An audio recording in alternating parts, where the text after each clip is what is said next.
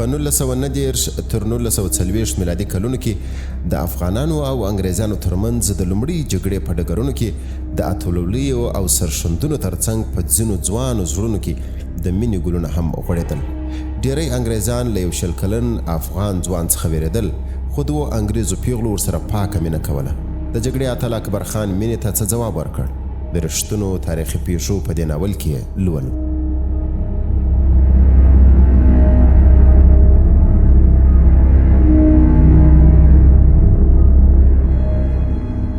وینځه زلیخا کریش په ویشه تیره کړې وه. د پیشلمي ټول تیاری یې وختي لا کړی و، خو په خپله یې هېڅ نس خوړلی. اصلا مړی یې تر ستوني نه تېرېده. په دې هم نه وه ډاډه چې سبا به روژه ونیسي که نه. که ورځ وای نو تکې سپینې بڼې ته به یې د هر چا پام سوي وای او ترې پوښتلي به یې وای چې ناروغه ده که کوم بل څه ورپېښ سوي دي. لا تیاره وه چې زلیخا چادري تر بغل لاندې کړه او کرار له خونې راووتله. د انګړ په منځ کې یوه شیبه تم سوه او شاته ودانۍ ته د خدای پامنۍ په توګه د وروستي ځل لپاره وکتل. د کلا له دروازې نه تر وتلو د مخه یې چادري پر سر راکش کړه او د باندې راووتله. هوا سړه وه، خو دې یې پروا نه لرله او چابکه روانه سوه. د کوڅې په سر کې یې دوه نارینه ولیدل چې تر دې لا چټک روان وو. زلیخا پوهېده چې هغوی ولې په بیړه کې دي. د سهار د جومات د لمانځه وخت و او هر سړی هڅه کوله چې په سم وخت د پولې خشتي جامع جومات ته ځان ورسوي. زلیخا د پولې خشتي د جومات په اړه ډېر اورېدلي وو، خو په خپله یې دننه هېڅ نه ولیدلی. ډېرو خلکو ویل چې د دې جومات د بنسټ ډبره په خپله حضرت سلیمان علیه السلام ایښې ده، خو ځینو نورو بیا ویلي وو چې د حضرت سلیمان په وختونو کې جوماتونه نه وو. د پولې خشتي جومات په هر لمانځه کې سلګونو نارینه‌وو ګډون کاوه او د کابل ښار او شاوخوا سیمو ډېر مشران هم ورتلل.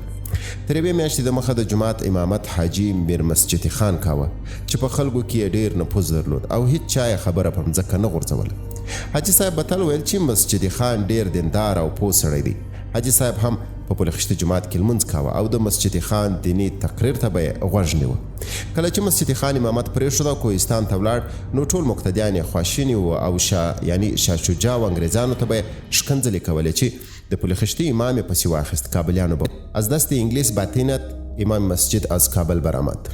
حاجي صاحب به نه پېژني. اصلي نوم یې عبدالله خان اڅکزی و، خو په کور کې ټولو حاجي صاحب باله. حاجي صاحب ډېر مالدار او شتمن و او د زلیخا په څېر یې ډېرې نوکرانې لرلې، خو زلیخا د خپل ښایست او ځیرکتیا له کبله په ټولو کې جلا و او له همدې کبله پر حاجي صاحب هم تر نورو ډېره ګرانه وه. عبدالله خان اڅکزی په رښتیا هم خان و. په چمن، کندهار او کابل کې ډېر جایدادونه لرل او په سخا او میړانې مشهور و. عبدالله خان دوې ماندینې درلودې او د کور د باندې هم دوه شیان ډېر خوښېدل، اسونه او اتڼ. عبدالله خان په خپل قوم کې هم کلک نفوذ درلود او اڅکزي به تل دته د خپلو شخړو او دعواو د حلولو لپاره ورتلل. عبدالله خان په سیاست ډېر نه پوهېده، نه یې هم د وینا کولو وړتیا لرله، خو د حالاتو او خلکو په پیژندنه کې نه تېروته. د عبدالله خان په یو غږ به 300 ځوانان د جنگ لپاره راټول سول او ځکه خو یې چا سیالي نه سوه کولی. زلیخا 9 کلنه وه چې په لومړي ځل له خپلې انا سره په کندهار کې د عبدالله خان کور ته ورغله. د زلیخا مور څو کاله د مخه د شپږم اولاد د زیږېدو پر مهال مړه سوې وه او پلار یې بل واده کړی و. د زلیخا پلار غلام حسین نومېده او خپلو قزلباشو کې په پنډي حسین مشهور و. پنډي حسین له ملا اذان نه تر ماښامه په اوږو بارونه وړل، خو د خیلخانې پوره ډوډۍ به یې نه سو برابرولی. د نیستۍ سربیره د حسین په کور کې د مژور او خواش ترمنځ تل شخړې هم روانې وې.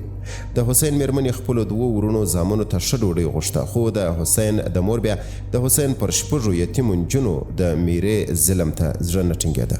د میرې خواش او نیستۍ ترمنځ به قرار چرته وي. د حسین مور له ګاونډیو ښځو نه د عبدالله خان په اړه اورېدلي و چې خورا بډای او د ستر زړه خاوند دی. هغه مهال ډېرو نیستمنو ښځو او نجونو د خانانو په کور کې خدمت کاوه. دغه ډول کارموندنه اسانه نه وه، ځکه نیستمن ډېر او خانان په شمیر کې لږ وه. حسین د خپلې مور سره هوکړه وکړه چې زلیخا د عبدالله خان کور ته د کارموندنې لپاره ورولي. مور یې زړه وه او د کار کولو نه وه. ماینې یې د کور او ماشومانو پالنه کوله. یوازې 9 کلنه زلیخا د کار کولو وړ وه. زلیخا د عبدالله خان کور ته د نوکرۍ لپاره ورغله، خو ورو ورو او له هغه وروسته چې انا مړه سوه د هماغه کور سوله. د عبدالله خان په کور کې ښه خواړه ورسېدل، له یخنۍ او ګرمۍ خوندي وه او تر ټولو مهمه دا چې په خپله عبدالله خان هم نازوله. پنډي حسین هم بده ونه ګڼله چې عبدالله خان 2 روپۍ په لاس ورکړي او زلیخا یې ترېنه کابل ته یوړه. کابل زلیخا بدله کړه، هغه پیغله سوه، نوره هم ښکلې سوه او شوخه او هوسبازه سوله. د پل خشتي جومات له څنګ نه د تېرېدلو پر مهال د زلیخا د زړه دربا چټکه سوه او پښې ورېږدېدلې.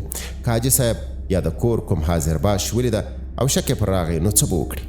له دغه فکر سره پر بدن د ویرې سړه څپه نوره هم خپره سوه. خو د جومات شاوخوا خلک ټول په بیړه کې وه چې جومات ته ځان ورسوي او چا دې عاجزې ته پام ونه کړ چې په دې وختي سهار کې چېرته روانه ده.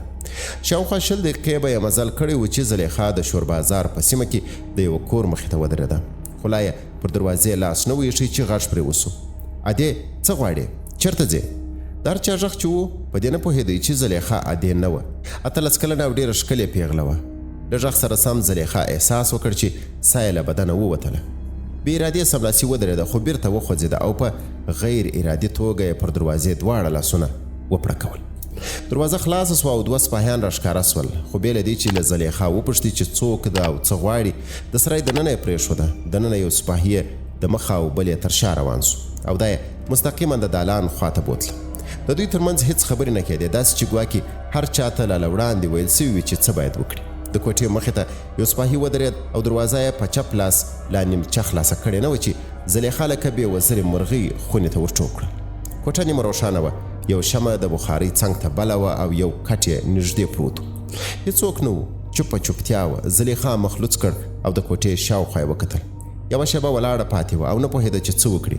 بیا کټ ته ورنږدې سوله او پر څنډه یې کښېنستله. د کوټې ګرمې هوا او چوپتیا آرامه کړه او زلیخا له چادرۍ سره پر کټ پرېوتله او په څو شېبو کې خوب یوړه. زلیخا د عبدالله خان اڅکزي له کور د باندې چا نه پېژندله، خو د همدغې وینځې تېښته په کابل او ټول افغانستان کې د سترو تاریخي پیښو پیلامه سوه. حاجي صاحب چې د زلیخا په تېښتې خبر سو سخت په غوسه سو او پر حاضر باشانو یې امر وکړ چې پته یې وکړي چې چېرته تللې ده.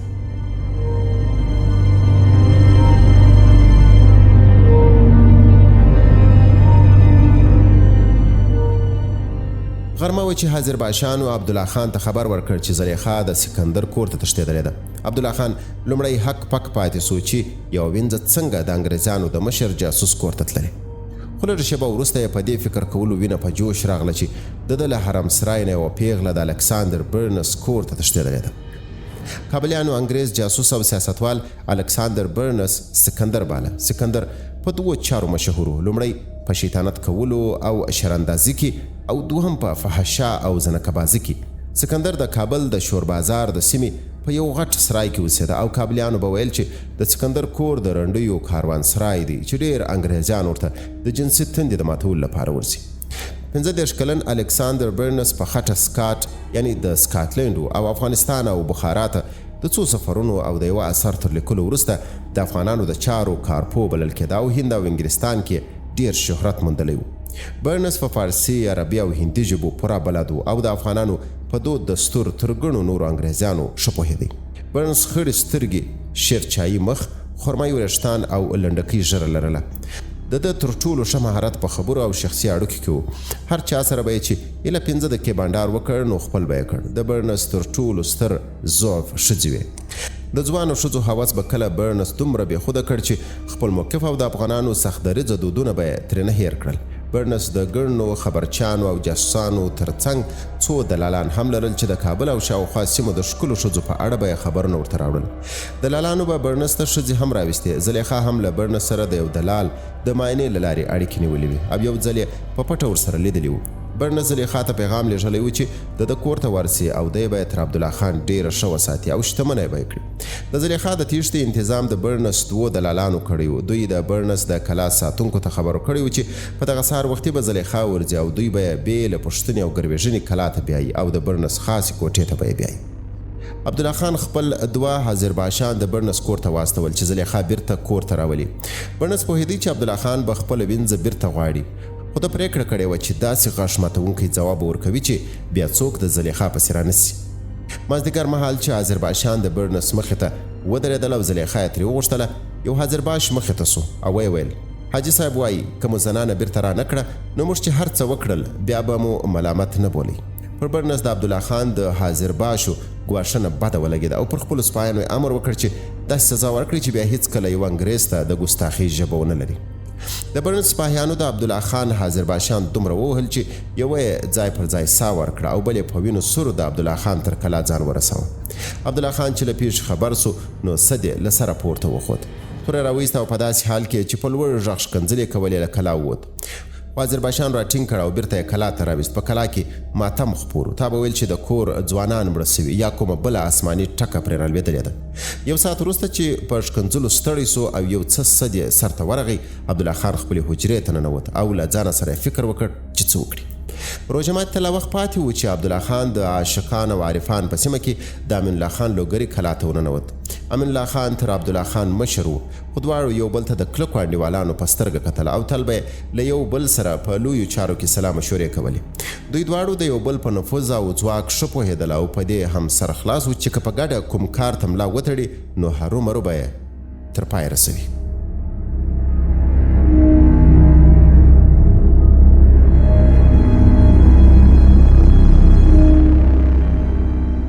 امان الله خان د لوګر په برکراجان کې زیږېدلی و او لومړنی خان و چې هم په نایب او هم په لوګري مشهور و. د امان الله خان پلار په کشمیر کې د تیمورشاه حاکم و او دی له ماشومتوب نه د شاهي دربار له آدابو او سیاستونو سره اشنا سوی و. لوګري امان الله خان په خبرو او اړیکو پاللو کې ساری نه درلود. په بدن ډنګر خو په ونه جګ او 15 وخت لمونځ به په جماعت کاوه. امان الله خان له ټولو واکمنو او ملکانو سره ښې اړیکې پاللې او د هر چا د قوت او ضعف نښې ورته څرګندې وې. هغه مازدیګر چې د امان الله خان سترګې پر عبدالله خان ولګېدې نو پوه سو چې کومه ناوړه پیښه سوې ده. د لا نو پوښتلې چې عبدالله خان ورته وویل خان لالا زما پر حرم انګریزانو یرغل کړی او زه ستا کلا ته دې لپاره راغلی یم چې مرسته را سره وکړې چې له سکندر نه مې غچ واخلم. عبدالله خان بیا ټول احوال ورته بیان کړ چې څنګه زلیخا د برنس کور ته تښتېدلې او برنس د بیرته سپارلو غوښتنه رد کړې ده. د انګریزانو په مټو واک ته د شاه شجاع له رسېدلو شاوخوا یو کال تېره ده. په لومړیو میاشتو کې امان الله خان او عبدالله خان د شاه کلک ملاتړي وو. دوی له سدوزو او بارکزو دواړو سره ښې اړیکې لرلې او هر قوم به چې برلاسی او زورور و دوی به یې بیعت کاوه. خو په تېرو څو میاشتو کې حالات داسې وو چې دغو دواړو مشرانو ځانونه په زیان کې لیدل او ورځ تر بلې د ځان او دربار ترمنځ د بې اعتمادۍ واټن پراخېده. د شاه ټولې مهمې او سترې پریکړې انګریز استازي ویلیام مکناټن کولې او مکناټن د قومي مشرانو او مخورو سره سوړ او غیر دوستانه چلند کاوه. مکناټن د قومي مشرانو او ملکانو 3 میاشتنۍ تنخواوې او بخششي ډېرې کمې کړې وې او د مځکو له ویش نه نیولې تر قضایي پریکړو د شاه پر ټولو چارو یې واک غوړولی و. لنډه دا چې د دواړو مشرانو زړونه له وړاندې انګریزانو ته ډک و او د زلیخا تېښته ورته ښه پلمس وه چې د یو ستر کار پریکړه وکړي. هماغه ورځ په روژه ماتي د امان الله خان کور ته د سیمې څو نور مشران هم ور وبلل سول او ټولو په یوه خوله د برنس پر کور د برید پریکړه وکړه. دوی یو بل ستر ګام هم واخیست او پر یوه قرآن یې لوړه وکړه چې د برنس او انګریزانو پر ضد به جهاد کوي. پریکړه داسې وسوه چې د عبدالله خان او امان الله خان 50 حاضر باشان به سبا د سهار تر مانځه وروسته د برنس پر کلا برید کوي او د سیمې نور خلک به یې ملاتړ وکړي. عبدالله خان هغه شپه هیڅ خوب ونه کړ. هره شیبه یې زلیخا او برنس سترګو ته درېدل او له ځانه سره به ویل چې اوس به دوی څه کوي. برنس تیره شپه په پوځي چوڼۍ کې تیره کړې وه. ډېر یې څښلي وو او کور ته تګ نه و. برنس ته د پوځي چوڼۍ قیوداتو کې ژوند خوند نه ورکاوه او تل به یې ډېره هڅه کوله چې شپه په شور بازار کې خپل کور کې تیره کړي. مازدیګر چې کور ته راورسېد نو خاص جامهدار یې ورته ویله چې زلیخا راغلې ده. د دې خبرې له اورېدلو سره د برنس سترګې وځلېدې او د تېر ماښام د شرابو نه راپاتې سردردۍ یې هیر سو. چیرې ده رایې ولې؟ څو شېبې وروسته زلیخا یوازې کوټې ته راننوتله. تور پړونه یې پر سر و او له منځه یې سپین مخ روښانه معلومېدی. سترګې نرۍ تورې کړې وې او غوړ خو پاسته تور ویښتان یې د تندي پر یوه څنډه ځوړند. برنس ورته ولاړ سو او ویل خوش آمدي ای مهرو. زلیخا ورته مسکی سوه خو څه یې ونه ویل. برنس د زلیخا مخ په دواړو لاسونو کې ونیوه او د څو شېبو لپاره یې سترګو شونډو او باړخوګانو ته کتل. بیا یې پر شونډو ښکل کړه. زلیخا هم شونډې د برنس پر شونډو کښېکاږلې او هغه د شونډو په زبېښلو پیل وکړ. زلیخا دا ډول ښکلول هیڅ کله نه ولیدلې او نه یې کړې وه خو خوند یې ترې اخیسته او ټول ځان یې د برنس په غېږ کې وغوړېد. د برنس لاسونه ورو ورو د زلیخا له غوږپېچونو کښته سول. لومړی یې پر اوږو ونیوله او بیا پر خپل ځګر یې ټینګه کړه او بیا یې چپ لاس کرار ډېر نور هم کښته سو. دغه شېبه دروازه وټکېده او د یو چا غږ راغی. زلیخا د برنس له غېږې ځان ویست او وارخطا سو. خو برنس لکه چا چې په زوره له خوبه راویښ کړی وي ناراحته سو. یوه شېبه یې سترګې پټې کړې، اوږد نفس یې وکیښ، بیا یې غږ وکړ څه خبر دی؟ د دروازې له بلې خوا غږ وسو. د عبدالله خان او اڅکزي حاضر باشان راغلي او غواړي فوراً تاسو وویني، وایي بیړنی پیغام درته لري.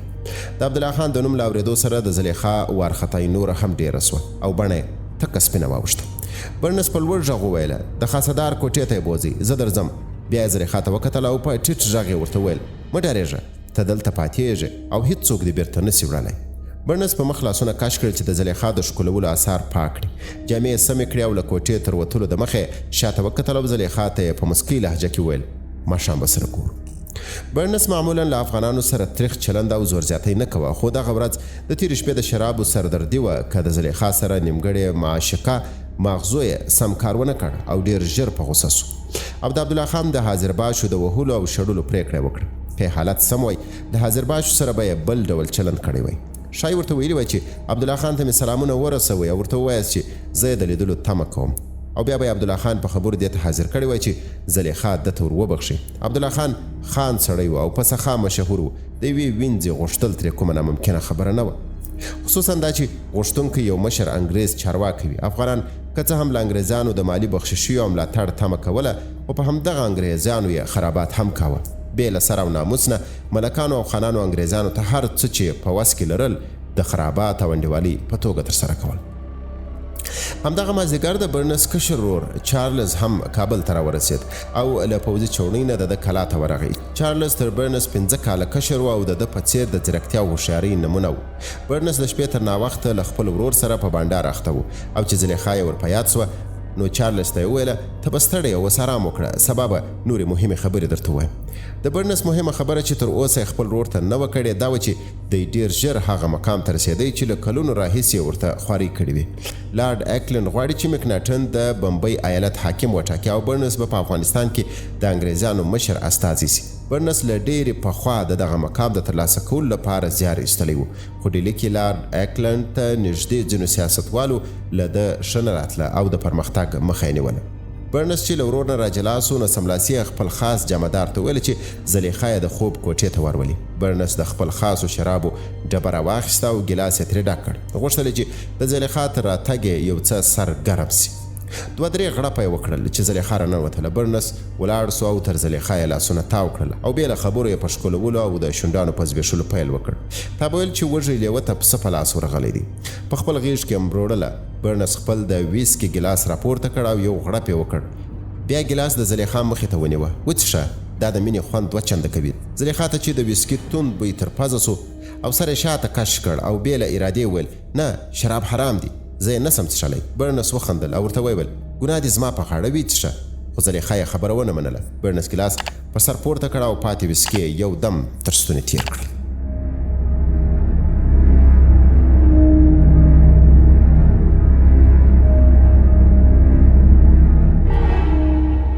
د 1840 میلادي کال د نومبر پر 2 د سهار تر لمانځه وروسته عبدالله خان او امین الله خان د پلخشته جومات انګړ کې خپل کسان راغونډ کړل او ورته ویل چې په ښار کې خلک د قیام کولو لپاره راټول کړي. امین الله خان خلکو ته ویل برنس ټول ښار کې داسې فساد او فحشه خپره کړې چې د هیڅ چا عزت او ناموس خوندي نه دی. د هغه دلالان اوس ښځې او نجونې له کورونو تښتوي او بیا یې په زور له انګریزانو سره زنا کولو ته اړ باسي. امین الله خان د برنس د فحشا سربیره بله ستونزه هم یاده کړه. موږ شاته بیعت کړی او د هغه اطاعت کوو، خو انګریزان د شاه بې عزتي کوي او د دربار له امر پرته کارونه کوي. امین الله خان په شاه شجاع ډېره نیوکه ونه کړه، نه یې هم د هغه په خلاف د جهاد اعلان وکړ. د داسې ګڼل چې ګواکې شاه د انګریزانو له ناوړو کړنو خبر نه دی یا ځینو نااهلو درباریانو له انګریزانو سره لاس یو کړی او د شاه واک یې ترې قبضه کړی دی. د امین الله خان په څېر د نورو مشرانو په اند هم د شاه مشروعیت پر خپل ځای و او دوی اوس هم بیعت ته ځانونه ژمن بلل، خو د شاه له بې کفایتۍ او بې توجهۍ نه خوښي وو. عبدالله خان ته چې د خبرو واری ورکړل سو نو لومړی وویل مال تر سر جار سر تر ناموس، او بیا برنس داسې زناکار ظالم کافر وباله چې د کابلیانو د دین عزت او ناموس سره سخته دښمني کوي. هر څوک چې غواړي چې سبا ته ناموس د انګریزانو له زناکارو منګلو خوندي وي نن باید د جهاد توره وباسي او برنس ته د هغه د ظلمونو سزا ورکړي. عبدالله خان په خپلو خبرو کې د خپلې وینځې زلیخا هیڅ یادونه ونه کړه چې د ده له کوره تښتېدلې وه او په خپله خوښه د برنس کور ته تللې وه.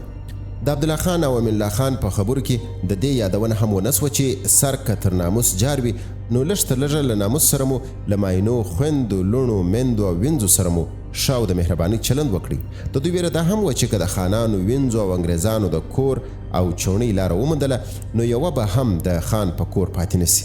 په اصل کې انګریزانو له ښځو سره نرم او له زورزیاتي پرته چلند کاوه. ښځې یې نه وهلې او ان خبرو ته به یې غوږ نیوه. د افغان خانانو او نارینهو چلند بل ډول و. دوی ښځې او نجونې ناقص العقله او ناتوانه بللې. په افغانانو کې د ښځو وهل ټکول عامه او عادي خبره وه او هیچا د ښځو په خبرو غوږ نه نیوه. عبدالله خان خپله وینا په دې خبرو ختمه کړه. د روژې په مبارکه میاشت کې د خدای او رسول لپاره د درېدلو ثواب 100 چنده دی.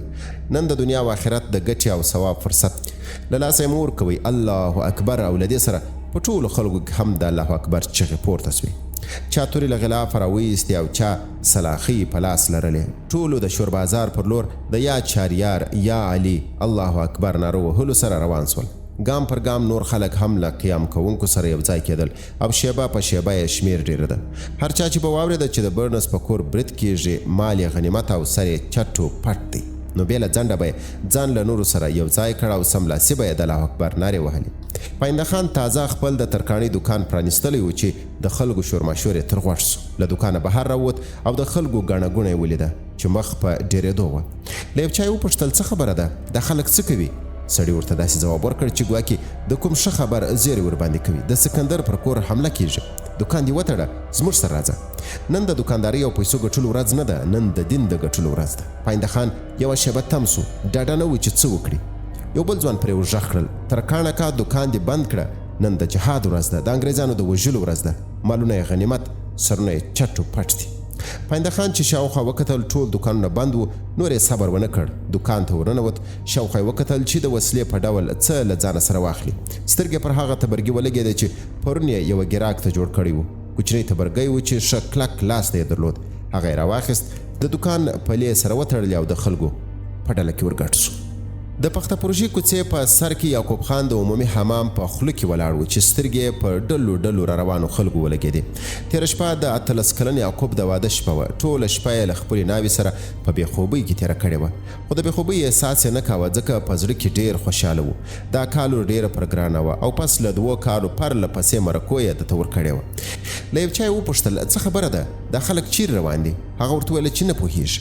د یعقوب د کوره لاره د هغه مسیر برعکس و چې خلک روان وو.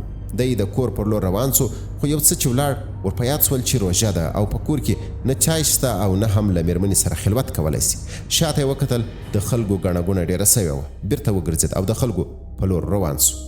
د لمر له لومړنیو وړانګو سره د خلکو د قیام خبره تر چنداول، مرادخانې، رکاخانې، پل باغ عمومي او زاړه ښار پورې ورسېد او ځوانان سپینږیري او ان الوکان ډله ډله د شور بازار پر لور خوځېدل.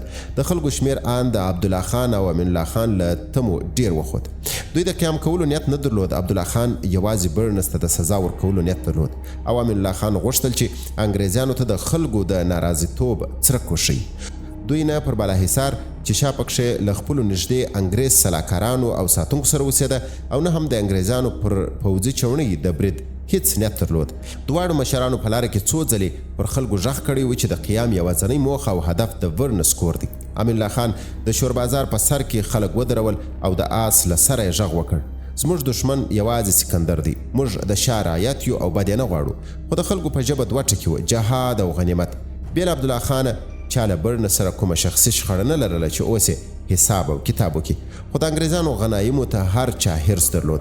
د جهاد خبرې بیا د روژې په مبارکې میاشتې کې خپل اثر درلود او هر چا غوښتل چې د کافر او مفسد د وینو په تویولو سره ځان غازي او اتل کړي. د موهنلال کور د شور بازار په سر کې و. موهنلال کشمیری چې په کابل کې په آغا حسن کشمیری مشهور و، د خپل وخت عجوبه و. د افغانانو او انګریزانو د لومړۍ جګړې په کلونو کې شایي هیچ چا ان پیژندل سو انګریزانو له استخباراتي او معلوماتي اړخونو د برتانیا امپراتورۍ ته دومره خدمت نه وي کړی چې موهنلال وکړ. موهنلال چې اصل کې هندو و، له 1832 میلادي کلونو راهیسې په افغانستان او ایران کې د مسلمان په جامه کې استخباراتي سفرونه کړي وو. پر افغانستان د انګریزانو د یرغل پر مهال موهنلال له سیمهییزو ملکانو او خانانو سره د انګریزانو د اړیکو په ټینګولو او د حاکمانو په نسکورولو کې ستر فعالیتونه ترسره کړي وو. د دې مهال د الکساندر برنس منشي او ډېر معتمد شخص و. موهنلال په کابل کې د خبرچانو، ایجنټانو او جاسوسانو تر ټولو ستر او پیچلې ځال لرله. د کابل د هرې کوڅې د هر خان او ملک د کور حال ورسره و. 29 کلن موهنلال په فارسي ژبه تر ډیرو افغانانو ښه غږېدی او په کتابت کې یې جوړه نه لرل. موهنلال 2 ورځې وړاندې برنس ته خبر ورکړی و چې پروژې کې ښایي په ښار کې ځینې کړۍ د انګریزانو او شاه شجاع پر خلاف خلک وپاروي. د مکناټن ته په خپل راپور کې دا هم لیکلي و چې د ښار نږدې ټول آهنګران تورې غټې چړې او سلاخۍ جوړوي او ډیر خلک یې رانیسي، خو مکناټن د موهنلال راپور جدي ونه ګڼلو. دغه سهار موهنلال د خپل جامدار په وارخطا نارو له خوبه راویښ سو. اغا صاحب په ښار کې خلکو قیام کړی، ټول ښار کې د الله اکبر نارې دي او وایي پر انګریزانو جهاد پیل شوی. موهنلال فکر وکړ چې شاید ځینې خلک په کابل کې د ګرانۍ له کبله په غوزه سوي وي او خوشي د الله اکبر نارې وهي. د 1840 کال په ژمي کې په کابل کې د خوراکي توکو بیې څو چنده لوړې سوي وي. علت یې دا و چې انګریزانو د ښار غله، څاروي او نور خوراکه په ښه نرخ او ډیره اندازه رانیول او دې کار د کابل د خلکو لپاره په بازار کې د رانیولو لپاره څه نه و پرېښي او څه موندل کېدل هم د انسان په بیه و. موهنلال ژر را ولاړ سو، جامې بدلې کړې او 2 حاضر باشان یې ولېږل چې له د باندې نه خبرونه ورته راټول کړي. حاضر باشان لا له کوره نه وتلي چې د موهنلال یو جاسوس سانیولی راغی او داسې احوال یې ورته بیان کړ. عبدالله خان او امین الله خان خلک راټول کړي چې سکندر برنس ووژني او کور ته یې اور واچوي. موهنلال په بیړه ترې وپوښتل څومره خلک دي؟ وسلې ورسره سته؟ سړی ورته ویله 100 خلک دي، ځینو سره ټوپک، تورې او چړې سته، خو ځینو نور بیا ډبرې او سوټي راخیستې دي. موهنلال خپل ایجنټ رخصت کړ او سملاسي یې برنس ته خبر ولیکلو. عبدالله خان او امین الله خان خلک مسلح کړي او ستا د کور پر لور د روان دي. ښه به دا وي چې چوڼۍ ته ځان ورسوي او له هماغه ځایه پوځیان راولېږي چې دوی ته ښه سبق ورکړي. لیک یې د حاضر باش په لاس ورکړ او امر یې ورباندې وکړ چې په بیړه یې برنس ته ورسوي. له موهنلال نه آرام وتلی و، د خپل کور بام ته وخوت چې وګوري د باندې څه روان دي. عبدالله خان او امین الله خان د پولې خشتي په جماعت کې له لمانځه وروسته له یو بل نه جلا سول. دوی هر یو د خلکو د جلا جلا ډلو په مخ کې روان او تر یو څه مزل وروسته به ودرېد او لنډه وینا به یې وکړه. دوی به ویل انګریز سکندر بې ناموسۍ ته لاس اچولی، د هیڅ چا ناموس خوندي نه دی. موږ باید شاته خپل غږ اوچت کړو او سکندر پرې نږدو چې له دې وروسته پر موږ ملنډې ووهي.